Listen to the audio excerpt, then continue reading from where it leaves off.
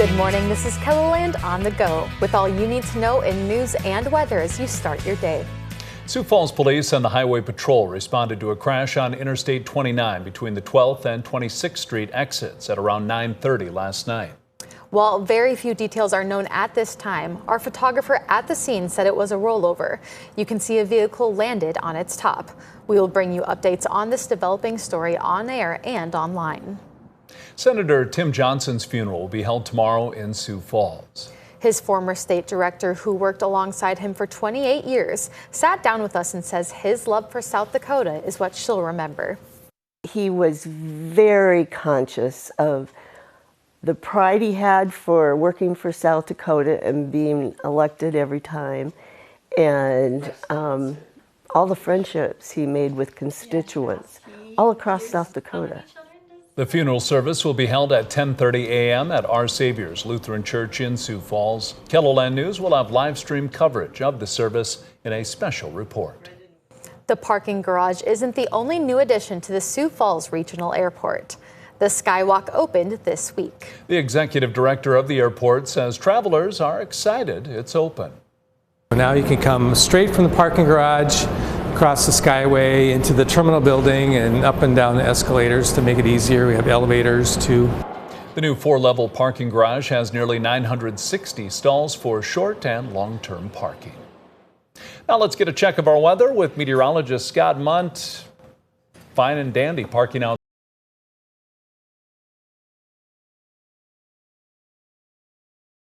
We are looking at temperatures today to warm to the 70s and 80s. Another day with strong southerly winds. We could see wind gusts in eastern KELOLAND 40 miles per hour or more. Again, with a high fire danger for today. And we are watching rain chances maybe late today in western South Dakota. Brian will have more details on your forecast coming up. You may have noticed a bit of a runny nose, dry eyes, or a slight cough this week, and it might be because of pollution. Wednesday morning, airnow.gov listed the air in Sioux Falls area as unhealthy. Meteorologist Scott Munn says airborne dust and dry, stagnant air are contributing to a decline in air quality. The fires in Wyoming are giving poor air quality to western South Dakota, and we can be a recipient of that too. Some of it, not all of that. They're getting more of it across western KELOLAND, but their air quality isn't great either.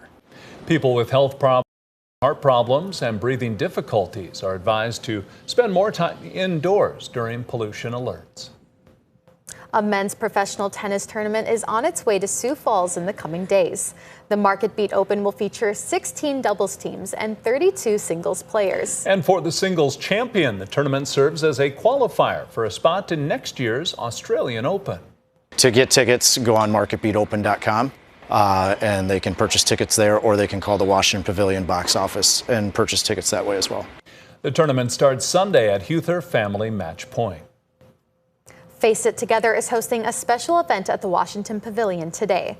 Crews are setting up Face It in the Fire, which will feature 2 chefs going head-to-head in a cook-off. There will also be 10 other floor chefs at the event.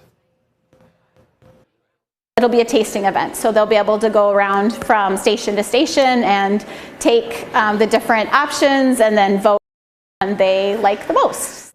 Money raised from the event will go to Face It Together to help people who struggle with addiction and provide resources for their loved ones as well.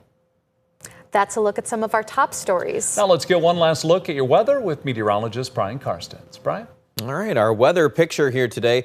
A lot of sunshine, very dry weather conditions continue. Red flag warnings in effect for much of the region. You can see those numbers in the mid-70s in Sioux Falls by late afternoon.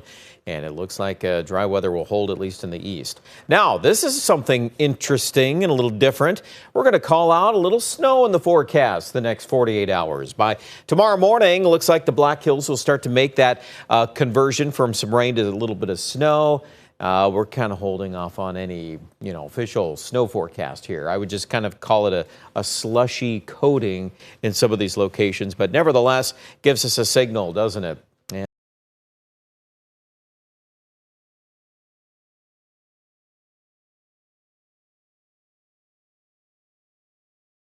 85 there, Chamberlain, 87 degrees in winter.